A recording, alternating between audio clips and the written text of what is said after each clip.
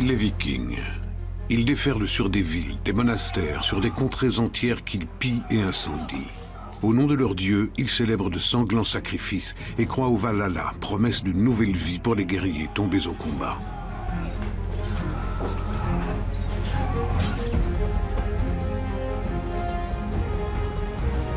Au cours de leurs incursions vers le sud, ils découvrent une religion très différente de la leur, le christianisme. D'ailleurs, des missionnaires arrivent en Scandinavie. Mais les hommes du Nord vont résister longtemps à toute tentative d'évangélisation.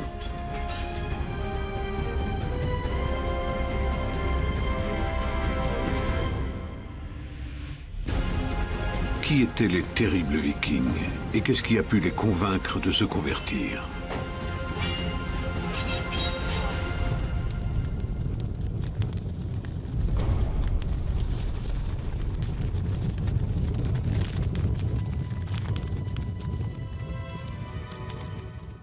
La Scandinavie est le pays des étendues vierges et du soleil de minuit. C'est aussi le pays des elfes qui vivent dans les montagnes et des trolls qui hantent les rochers.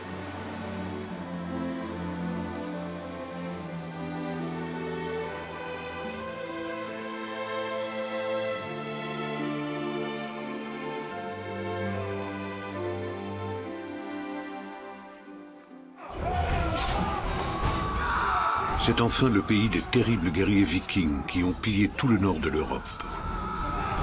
Au début du Moyen-Âge, le déclin de l'Empire carolingien laisse un vide dont les Vikings vont tirer parti.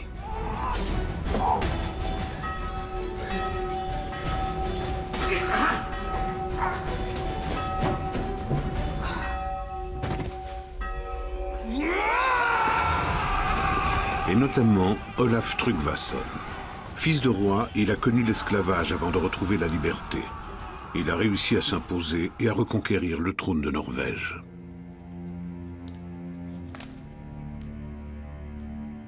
On le surnomme Patte de Corneille parce qu'il lit l'avenir dans les ossements d'oiseaux. Il poursuit un seul but, détrôner les chefs norvégiens pour régner seul sur le pays. Pour cela, il est prêt à tout, même à renier sa foi.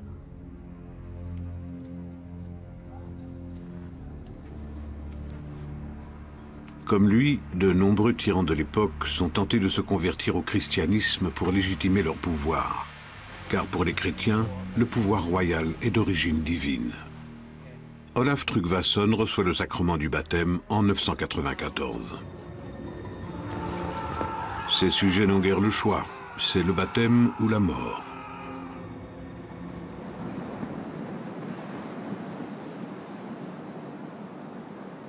De nombreux Norvégiens, fidèles à leurs croyances ancestrales, fuient alors en Islande.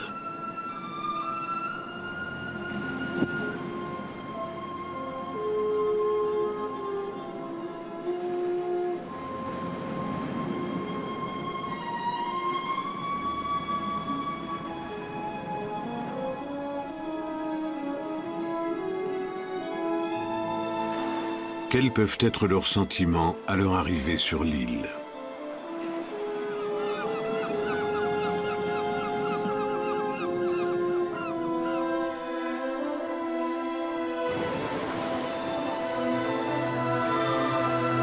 L'Islande est une terre sauvage et inhospitalière, faite de cratères volcaniques, de geysers, de montagnes et de cascades. Une terre à l'image du monde païen, régie par les dieux et les démons vikings.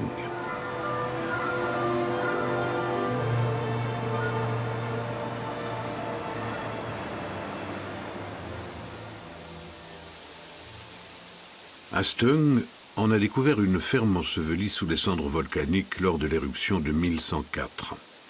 Récemment reconstruite, elle nous permet d'imaginer la vie des Islandais à cette époque.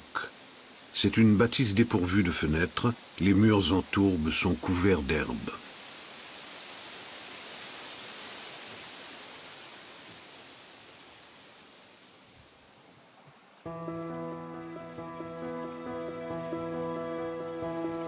À 1 heure de voiture au nord-est de Reykjavik se trouve le parc national de Þingvellir. Durant des siècles, l'Althing, l'Assemblée parlementaire annuelle des Islandais, s'est tenue ici, dans ce paysage aux falaises escarpées. Tout le peuple y assistait, mais seuls les hommes avaient le droit de vote.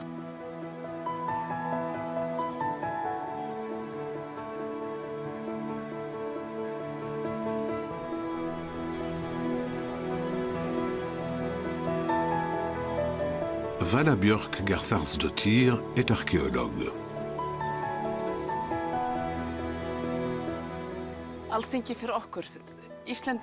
Les Islandais attachent beaucoup d'importance à tout ce qui les relie à leurs origines et ils considèrent ce site comme un haut lieu de leur histoire. C'est ici que s'est réuni, en l'an 930, le premier parlement du monde. Pour nous, ce lieu est emblématique d'un passé démocratique dont nous sommes très fiers.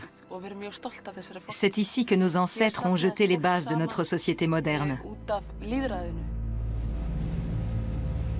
En 997, les Islandais sont encore un peuple indépendant et païen.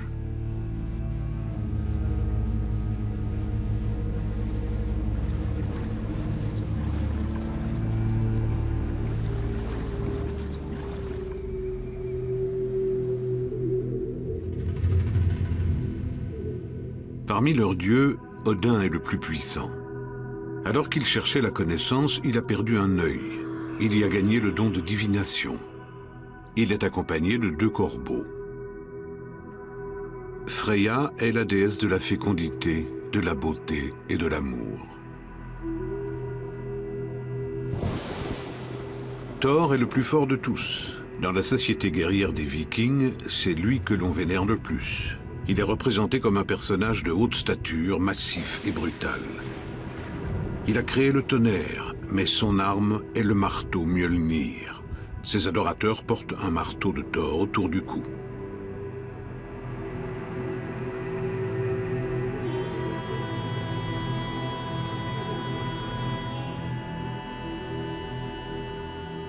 Spécialiste du panthéon scandinave, Sven Rosborn est à la tête du département scientifique de l'archéosite viking de Fotviken en Suède.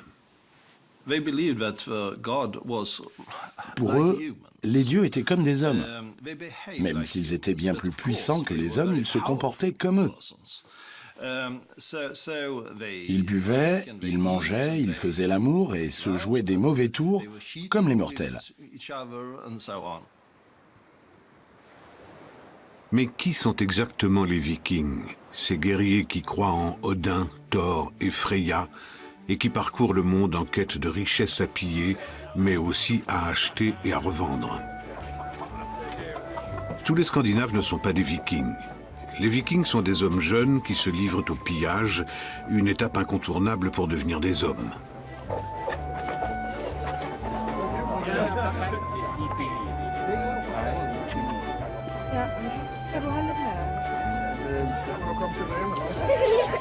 Ils ont le goût de l'aventure et s'intéressent à tout ce qui est nouveau.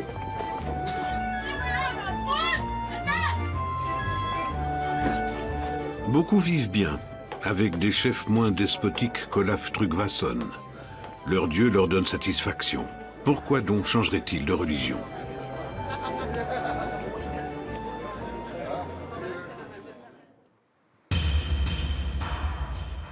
Thor leur est favorable, puisqu'il ramène de riches butins arrachés aux églises et aux monastères du continent.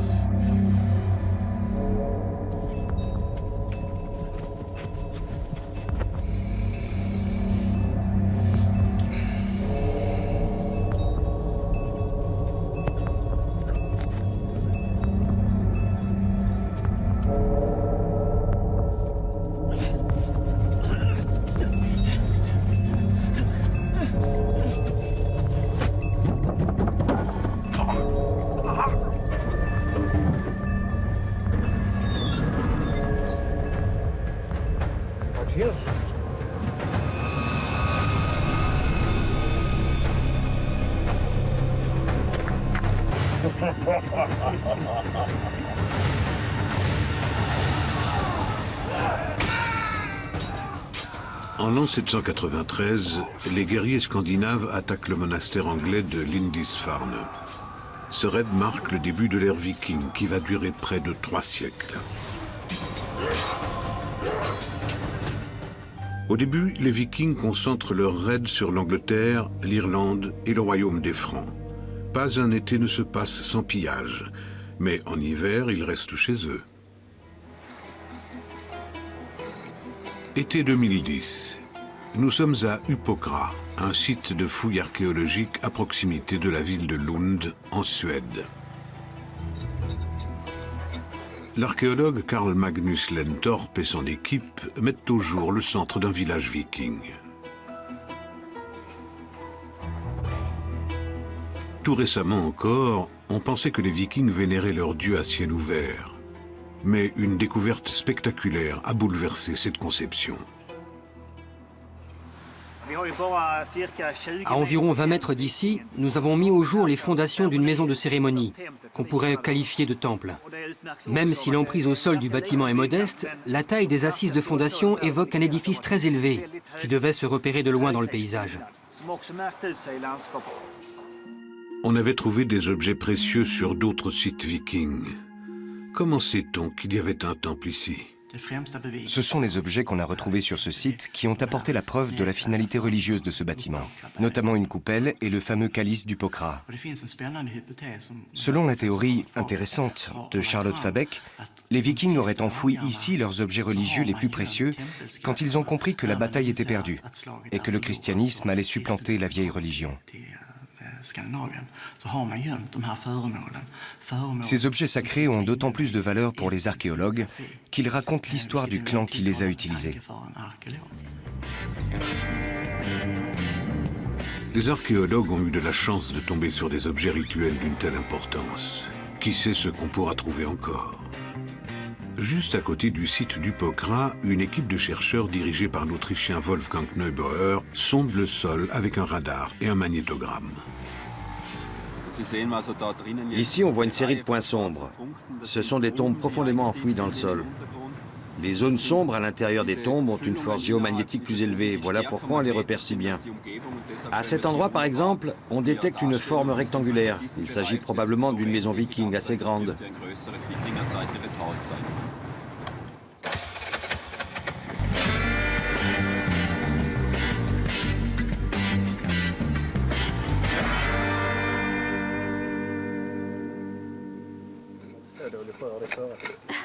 L'arrivée du christianisme a signé la fin du temple du Pokra.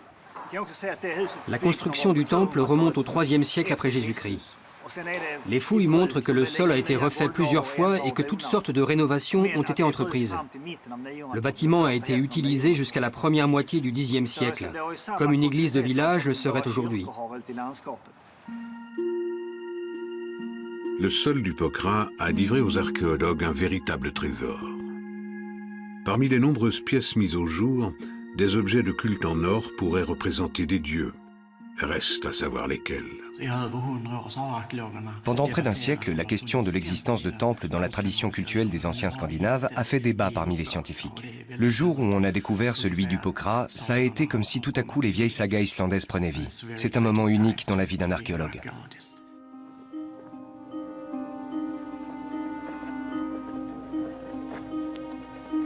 On ne sait pas comment les Vikings vénéraient leurs dieux. On ne connaît pas les rites célébrés avant le départ d'un drakkar, ou lors d'une naissance ou d'un décès.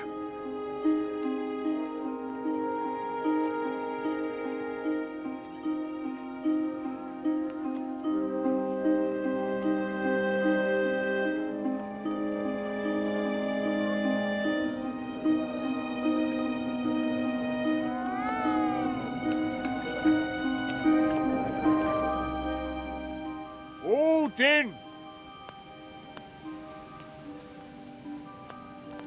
Thor! Freja! Til vætterne!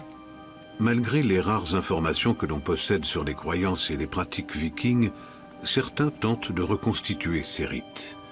Ici, l'accueil d'un enfant au sein de la communauté.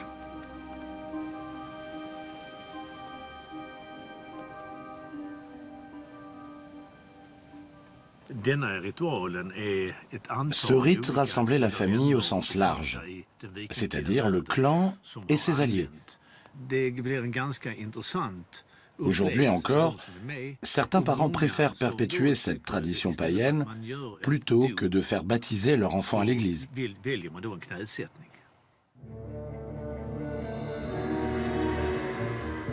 Mais on connaît certains détails des rites des Vikings. On sait en particulier qu'ils pratiquaient des sacrifices.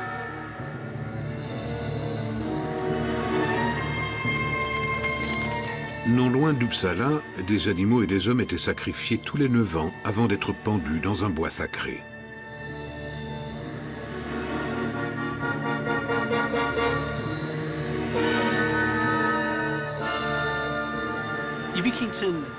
À l'époque viking, on pratiquait un rite plutôt radical. On prenait 3 coqs, 3 chiens, 3 bœufs et 3 esclaves âgés. On égorgeait tout ce petit monde, on collectait et on mélangeait leur sang. Puis on badigeonnait les statues de Thor, d'Odin et d'autres dieux. On appelait ça une libation. Ce sang sacrificiel était censé parvenir jusqu'aux dieux et leur profiter.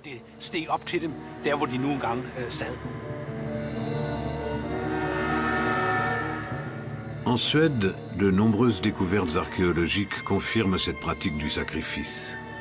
Ce crâne, par exemple, appartenait sans doute à un ennemi sacrifié. Voyez ces gros trous.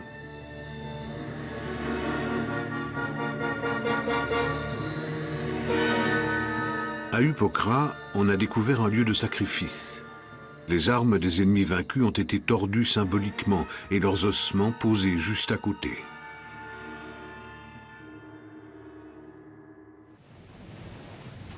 À l'époque où les raids vikings atteignent leur paroxysme, les premiers missionnaires embarquent pour la Scandinavie.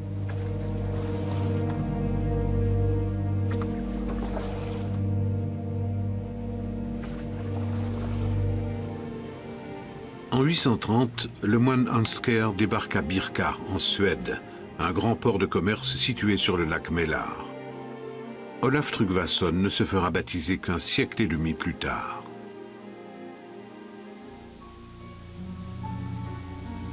Aujourd'hui, il ne reste de la cité que quelques tumulus. Hansker va trouver un allié en la personne du roi Björn. Grâce à l'appui royal, il fait construire la toute première chapelle de Suède. En échange, le roi espère obtenir de l'empereur Louis le Pieux des accords commerciaux. Mais dans son immense majorité, le peuple reste indifférent à la nouvelle foi.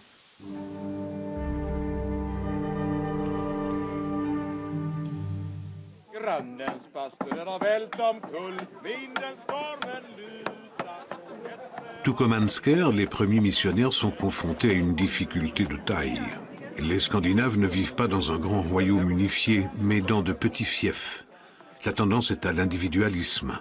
Les hommes et les femmes du Nord ne se laissent pas convertir collectivement. Autre difficulté, ce ne sont pas les barbares que le reste de l'Europe imagine. Ce sont de bons vivants, attentifs à leur hygiène corporelle, amateurs de bijoux et autres accessoires.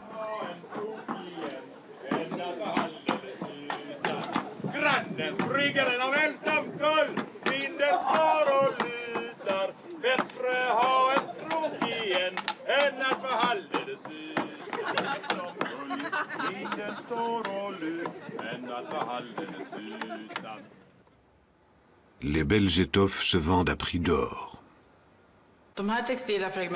Ces fragments de tissu sont particulièrement intéressants. On les a retrouvés dans les sépultures de notables dans la région de Birka. Après analyse, on a constaté que certaines étoffes venaient de contrées aussi lointaines que la Perse et la Chine.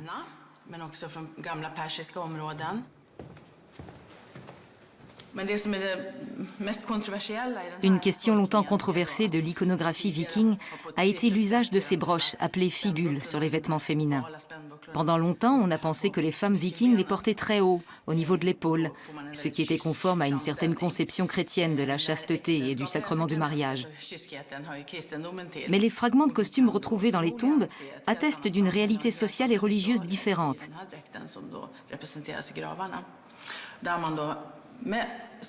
Ces fibules se portaient en fait bien en vue sur la poitrine. Et même si ces femmes n'étaient pas dénudées, cet ornement suggestif témoigne d'une conception du corps très éloignée de celle du christianisme.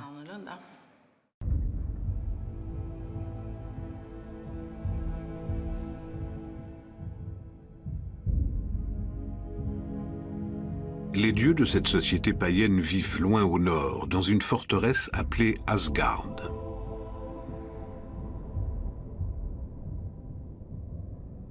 Midgard est le monde des mortels.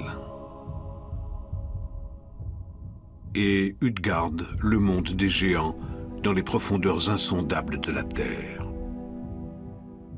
Asgard et Midgard sont reliés l'un à l'autre par l'arc-en-ciel Bifrost. Chaque jour, Odin, Freya et Thor le chevauchent pour se rendre au Parlement. Mais un jour, ce pont s'effondrera. Ainsi, les forces obscures commenceront-elles leur œuvre destructrice. Ce sera le Ragnarök, le crépuscule des dieux, le combat final au cours duquel ils seront exterminés. Odin trépassera face au loup Fenris, et Thor succombera au poison du serpent de Midgard. Alors le géant Surtur allumera le feu qui ravagera les trois mondes.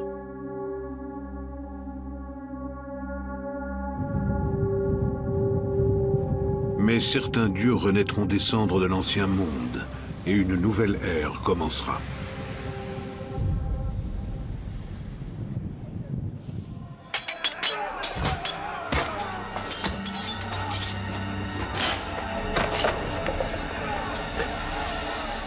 Les Vikings sont un peuple de marins.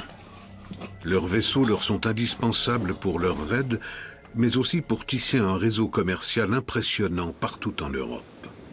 C'est un exemple de mondialisation de l'économie à l'époque du Haut Moyen Âge.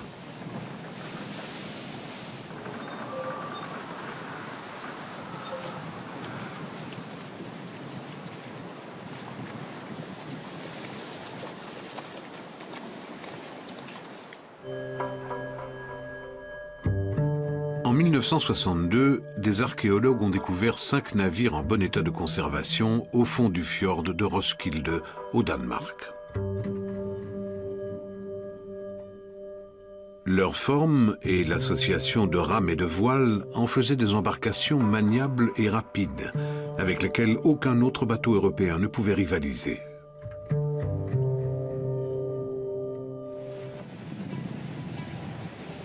Leur faible tirant d'eau leur permettait même de remonter des rivières.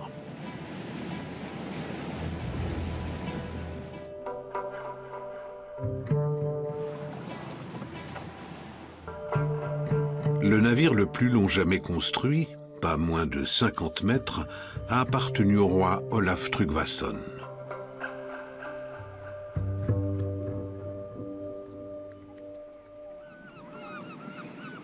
Après la découverte sensationnelle de Roskilde, un musée a construit des répliques de ces navires pour éprouver leur tenue en mer. Les charpentiers travaillent aujourd'hui sur un nouveau modèle.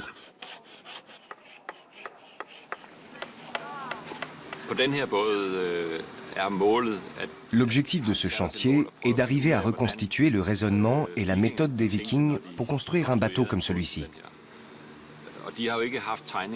Ils n'avaient ni plan ni dessin et se fiaient uniquement à leur savoir-faire traditionnel et à un certain nombre d'astuces simples mais ingénieuses. On sait par exemple qu'ils utilisaient ce genre de rapporteur. Je me sers de cet instrument pour calculer l'angle d'inclinaison de ces pièces de bordage. Elles vont s'articuler tout au long de la quille. On a pris la mesure sur la coque d'origine et on tâche de la reporter de cette manière pour voir si la méthode est efficace.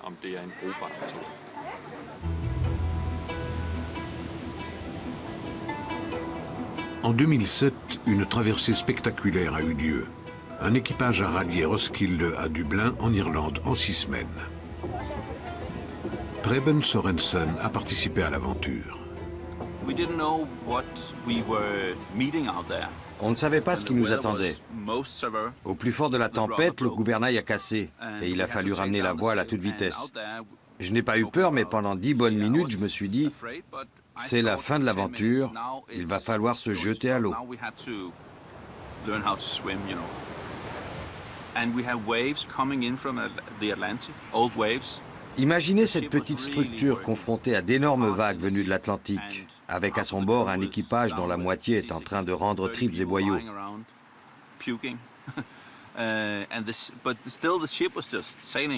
Et pourtant, le navire continuait sa course, comme si de rien n'était. C'était vraiment un bateau hors norme. Malgré des creux de 4, 5, voire 6 mètres, il continuait d'avancer.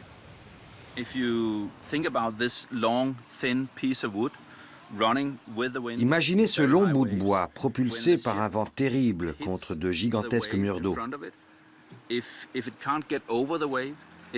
Quand la proue frappait la vague et ne parvenait pas à la passer, le bateau virait de bord et menaçait de chavirer d'un moment à l'autre. Alors les rameurs, assis à l'avant, devaient se précipiter à l'arrière pour stabiliser la coque. Et là, il ne s'agissait pas de dire « un instant, je termine de manger ». Il fallait réagir à la seconde.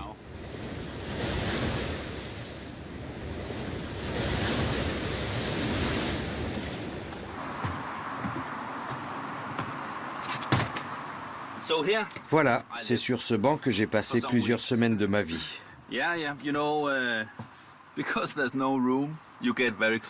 La promiscuité crée des liens.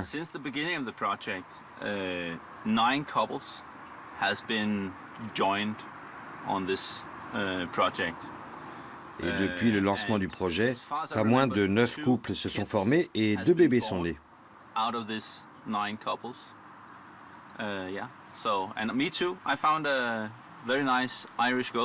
Moi-même, je suis tombé amoureux d'une Irlandaise pendant la traversée. C'est le côté conte de fées de cette aventure.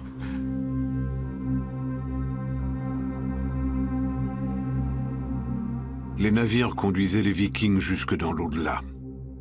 Ces monolithes disposés autour d'une tombe évoquent la forme d'un bateau.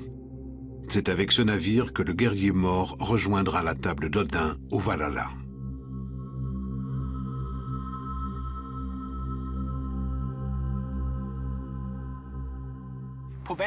Lorsqu'il arrive au Valhalla, le guerrier reçoit le gîte et le couvert. Le lendemain, il se rend sur le champ de bataille devant la grande halle et combat jusqu'à ce qu'un adversaire lui tranche la tête. Au crépuscule, les Valkyries viennent réconcilier les têtes avec les corps. Tout le monde se relève et va festoyer à la table d'Odin.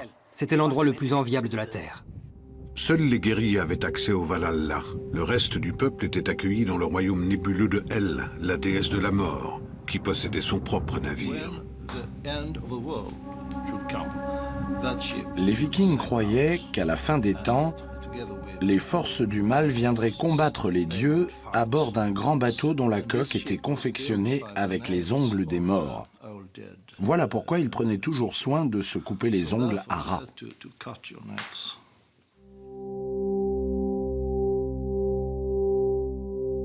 Les puissants avaient le privilège de partir pour leur dernier voyage dans un vrai bateau, enseveli sous un tumulus.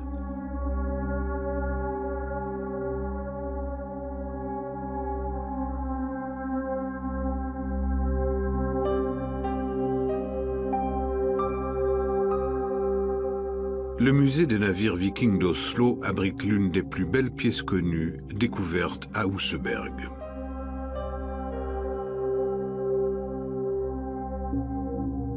Ce navire, qui date du IXe siècle, est une sépulture digne d'un roi.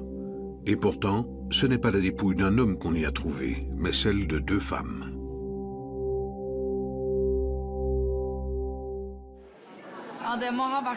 Ces femmes étaient certainement très riches et influentes. Elles devaient occuper une place éminente dans la société. Peut-être même faisaient-elles partie de la famille royale, ou jouaient-elles un rôle politique important. On pense aussi qu'elles avaient une fonction religieuse. Selon la théorie la plus répandue, il s'agirait de grandes prêtresses, capables de communiquer avec les dieux. Le navire d'Oseberg contenait un véritable trésor. On y a découvert des chariots, des traîneaux, des meubles et des objets domestiques. Mais l'identité de ces 2 femmes demeure un mystère.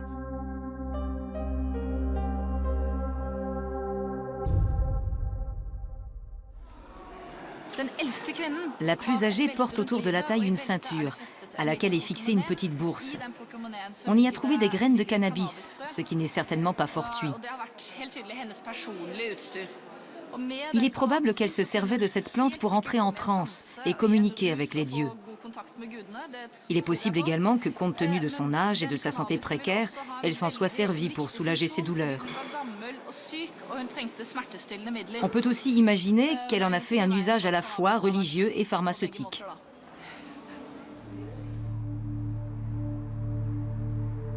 Le thème du navire qui rejoint l'au-delà se retrouve sur de nombreuses pierres sculptées découvertes sur l'île de Gotland, en Suède.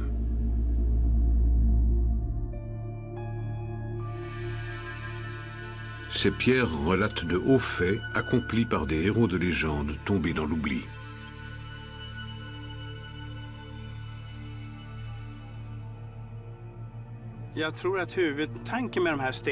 La fonction de ces pierres sculptées était essentiellement commémorative. On les érigeait en mémoire d'un défunt qui n'était pas nécessairement enterré là, mais qui avait pu mourir à l'étranger. Ce qui est intéressant, c'est que les représentations figuratives se raréfient au fur et à mesure que l'on entre dans l'ère chrétienne. À la place, on voit apparaître une croix centrale et tout autour, un entrelac d'inscriptions runiques qui, en guise d'épitaphe, décline l'identité du défunt, sa généalogie et son lieu d'origine.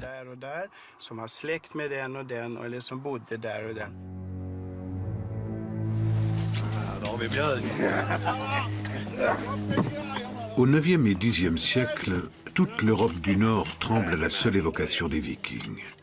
Peu d'endroits sur les côtes et les grands fleuves sont à l'abri des pillards du Nord. En 845, les Vikings dévastent Hambourg. Ils surgissent sur la Loire et fondent sur Nantes, Rouen, Anvers, et par 2 fois Paris et Cologne. Ils remontent le Rhin jusqu'à Mayence. Les Dracars poursuivent leur avancée jusque dans le sud de la France, le Portugal, l'Afrique, l'Italie et enfin Constantinople.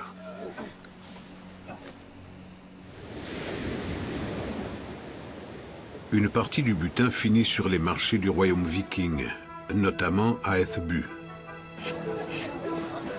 Cette ville frontalière, située entre le Danemark et le royaume des Francs, est une plaque tournante commerciale.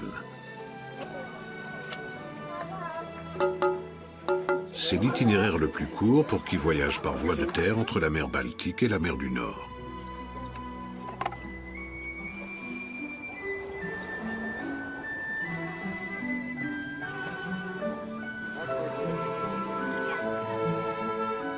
On vient de l'actuelle Russie et même des pays arabes pour vendre ces marchandises ici.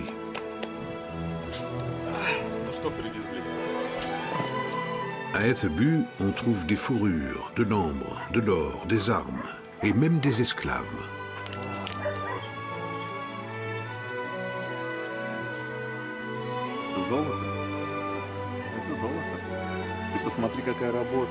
La cité frappe sa propre monnaie, peut-être la toute première de Scandinavie.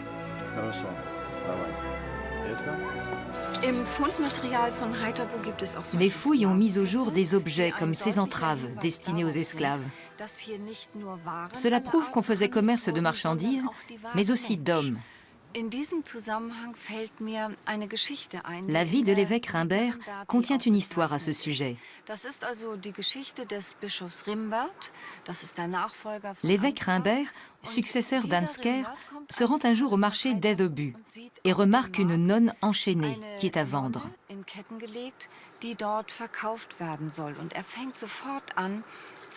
Tout de suite, il se met à prier. Et en le voyant, la nonne se met elle aussi à réciter un psaume. Et tout à coup, les chaînes se rompent. Elle n'est plus retenue que par d'impressionnants vikings. L'évêque la rachète alors. Pour cela, il donne son cheval, sa selle et ses brides. Mais surtout, il montre sa noblesse en rendant à la nonne sa liberté, en lui permettant de partir où bon lui semble. Æthelbu est, avec Birka en Suède, l'un des premiers comptoirs vikings à abriter une église. Elle a été construite à l'usage des marchands chrétiens, mais peut-être aussi des premiers Danois convertis. Dans l'ancien bassin portuaire d'Etheby, les archéologues ont découvert la plus vieille cloche d'Europe septentrionale. On ne sait pas si elle appartenait à l'église ou si elle faisait partie du butin d'un pillage. À la frontière de la chrétienté, de nombreux marchands se font baptiser uniquement pour séduire la clientèle chrétienne. D'autres païens se convertissent dans le seul but de recevoir en cadeau une chemise de lin.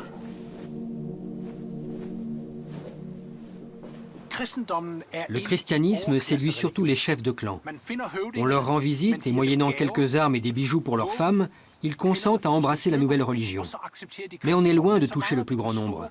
Alors on promet aux petites gens que s'ils viennent le dimanche à l'église, on leur donnera une tunique blanche toute neuve. Le prêtre n'avait plus qu'à leur verser quelques gouttes d'eau sur la tête et ils étaient baptisés. On sait qu'en Islande, certains se sont fait baptiser 60 fois. Mais nombreux étaient ceux qui le faisaient sans conviction et qui en privé ne se gênaient pas pour prier Thor et Odin.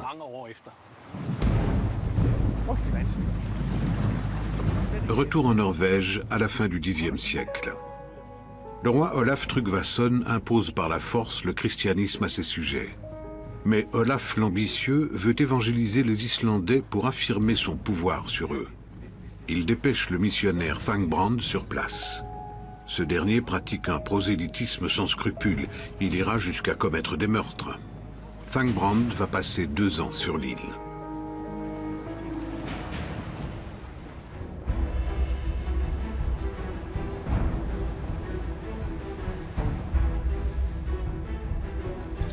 Brave islandske mænd og kvinder. Ser I, hvor stærk herren er? La légende raconte que Thangbrand a assassiné 2 poètes qui avaient commis l'affront de composer des vers satiriques, ainsi qu'un sorcier accusé de lui avoir jeté un sort. Gamle guder.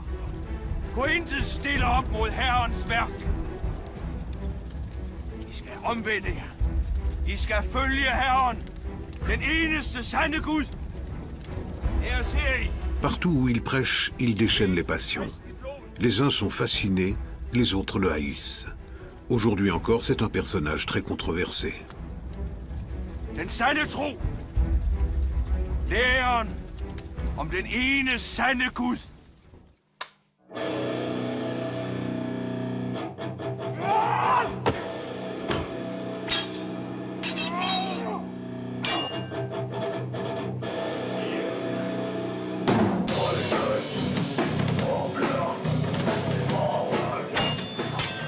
Il aurait affronté un guerrier païen en parant ses coups d'épée à l'aide d'une croix.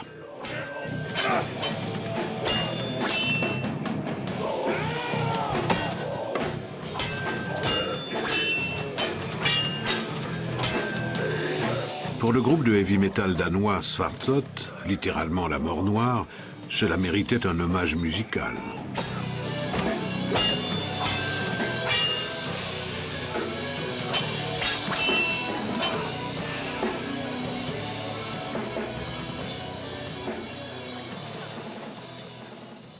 En raison de sa brutalité, Thangbrand finit par être banni de l'île. Il n'aura réussi à évangéliser qu'une partie de la population islandaise et il laisse derrière lui une société divisée.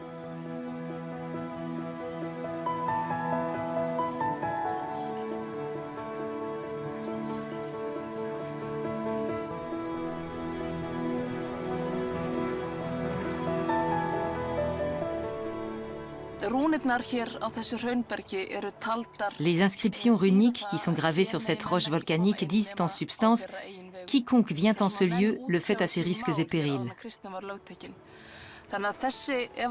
C'est probablement au milieu de ce champ de lave que nos ancêtres venaient régler leurs conflits avant la christianisation de l'île.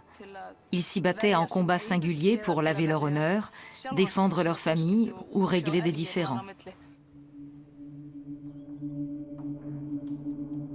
Olaf Tryggvason n'est pas le premier roi scandinave à s'être converti. En l'an 960, le missionnaire Popo aurait relevé le défi de Harald à la dent bleue, roi du Danemark, qui lui demandait de prouver que le Christ était plus fort qu'Odin. Popo enfila un gantelet de métal chauffé à blanc. Lorsqu'il en retira sa main intacte, le monarque accepta le sacrement du baptême pour lui et ses hommes. Cette belle légende a permis d'occulter les raisons politiques de la conversion du roi.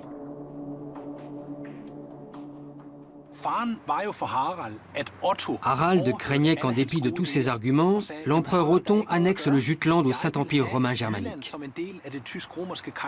Alors il n'a pas hésité. Il a ordonné à tous les Danois de se convertir. Le roi Harald fait même transférer la dépouille de son père, qui était pourtant un anti-chrétien convaincu, dans une église. Il est le premier roi à imposer à ses sujets la foi chrétienne. Il fait aussi ériger une pierre sculptée à Jelling.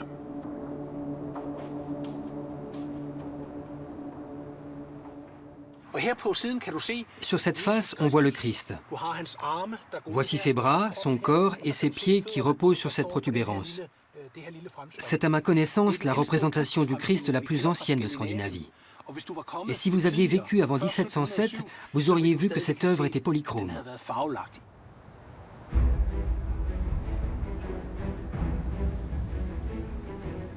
Le baptême rapporte gros au roi Harald. L'empereur Othon lui remet en effet de l'argent pour lever une armée suffisante pour conquérir le sud de la Suède.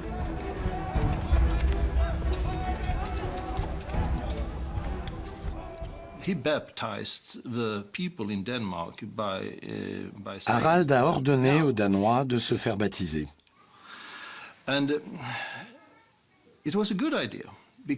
C'était un bon calcul, car il accédait ainsi au rang de chef religieux.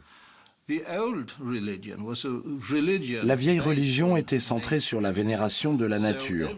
Les gens avaient des croyances diverses et polymorphes. Et voilà qu'un beau jour, le roi décrète qu'il n'y a qu'une vraie foi et qu'il tient son pouvoir directement de Dieu. Les petites gens n'y ont rien gagné, mais le roi en a tiré un avantage considérable.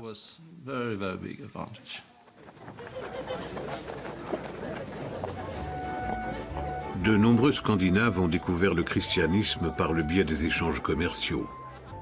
Et comme tous les négociants, ils savent que le dogmatisme, fût-il politique ou religieux, ne fait pas bon ménage avec les affaires.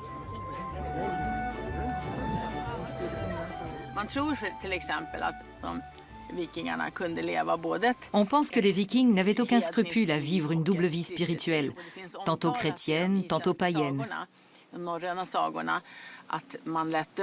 Certes, les sagas islandaises font mention de quantité de baptêmes. Quand les gens se rendaient en ville pour y faire commerce, ils se comportaient en bons chrétiens. Mais dès qu'ils rentraient chez eux, dans l'intimité du clan, ils s'adonnaient à leur rite païen. Tant qu'ils y trouvaient leur intérêt, les deux pratiques étaient tout à fait compatibles. La nouvelle foi est bonne pour les affaires, qu'à cela ne tienne. Des orfèvres astucieux créent des moules qui permettent de fabriquer à la fois des croix et des marteaux de Thor.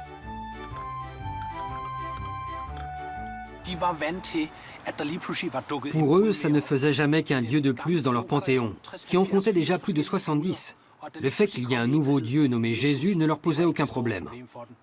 Ils ont peut-être eu plus de mal à intégrer la notion d'amour du prochain, qui ne faisait pas très bon ménage avec leur goût immodéré pour le pillage et les massacres. C'est sans doute une des raisons pour lesquelles ils ont progressivement cessé leurs expéditions. On pouvait difficilement se dire chrétien et continuer à trucider son prochain.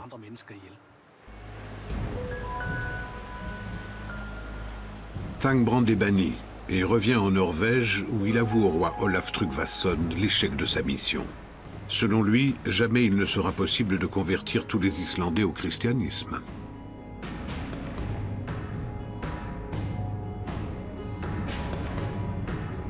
Le roi décide alors de prendre en otage les Islandais vivant sur le sol norvégien.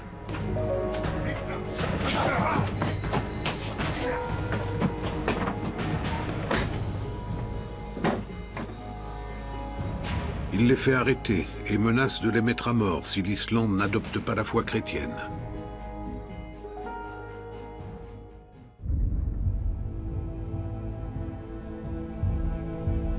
Mais en Islande, cette menace a pour seul effet de creuser encore davantage le fossé entre païens et chrétiens.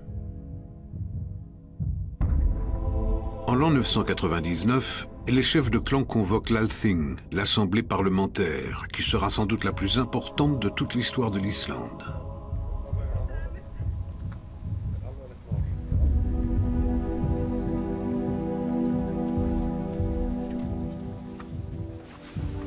Il ne s'agit pas seulement du sort de leurs compatriotes emprisonnés en Norvège.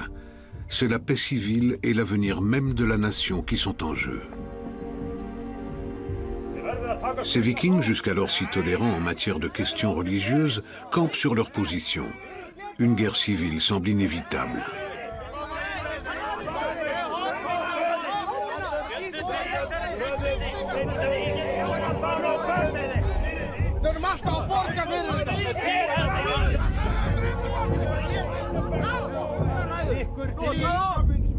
Mais au dernier moment, païens et chrétiens décident de remettre la décision entre les mains du diseur de la loi, un dénommé Thorgeir.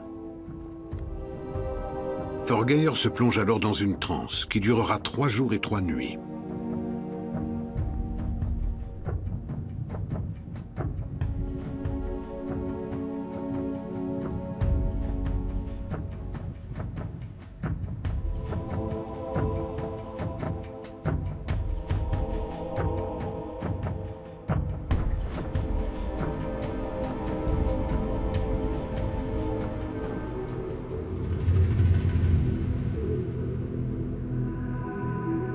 Au soir du dernier jour, il trouve la solution.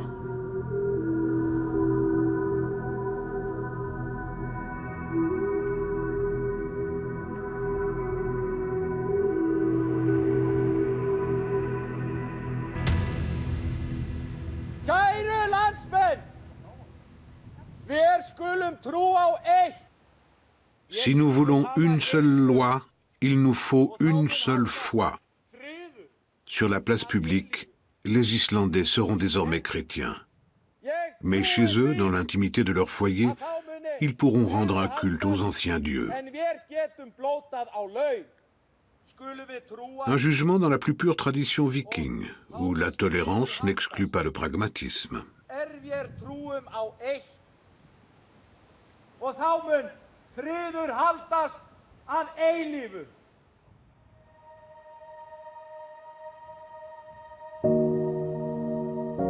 On construira plus tard à Thingvellir une petite église pour commémorer cette décision.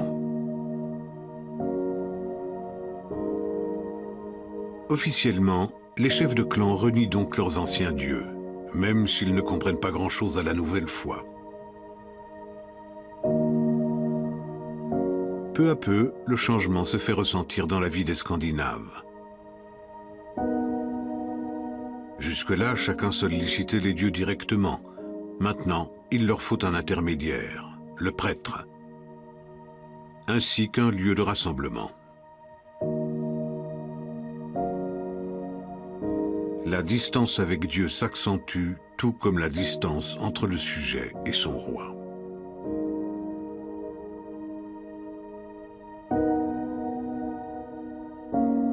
C'est de cette époque que datent les églises scandinaves en bois debout, une architecture unique en Europe.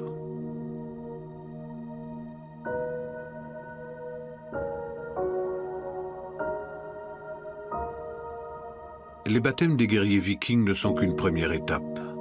L'évangélisation proprement dite ne fait que commencer. Il faudra des générations pour que les valeurs chrétiennes remplacent les traditions païennes en Scandinavie. Ce n'est pas la christianisation qui sera à l'origine du déclin du monde viking, mais l'émergence de nouveaux royaumes plus puissants en Europe occidentale. Mais le mythe des Vikings, lui, est toujours vivace. Le mythe du guerrier viking a toujours excité les imaginations.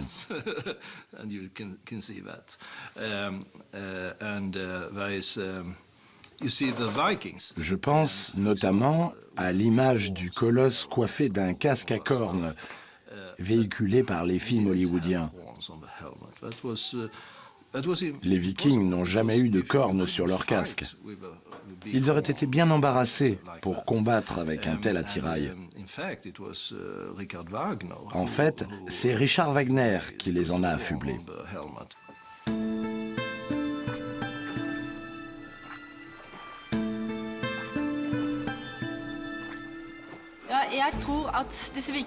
Je crois vraiment que nos ancêtres vikings ont encore beaucoup à nous apprendre.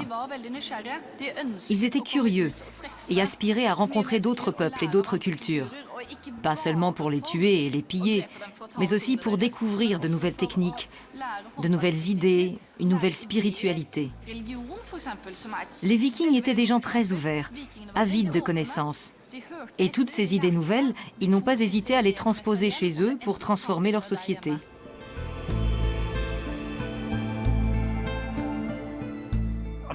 Parmi les différentes contributions des Vikings à notre vie quotidienne, on peut citer les noms des jours de la semaine dans les langues germaniques. Ainsi, en anglais, Tuesday, Wednesday, Thursday font directement référence aux dieux Tyr, Odin et Thor. Quant au vendredi, en anglais Friday, il est consacré à Freya, la déesse de l'amour, tout comme le vendredi latin l'est à Vénus.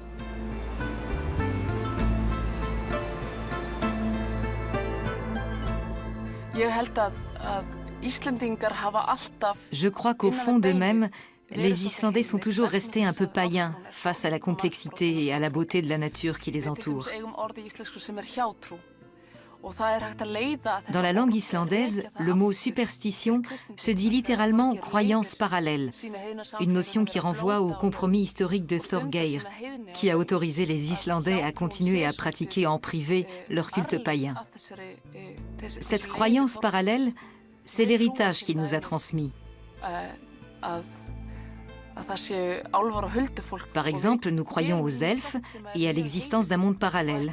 Nous avons toutes sortes de coutumes qui sont une résurgence directe du paganisme.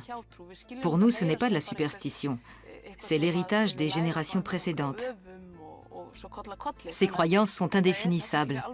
C'est quelque chose que le mystère de la nature nous inspire et qui est profondément ancré en nous.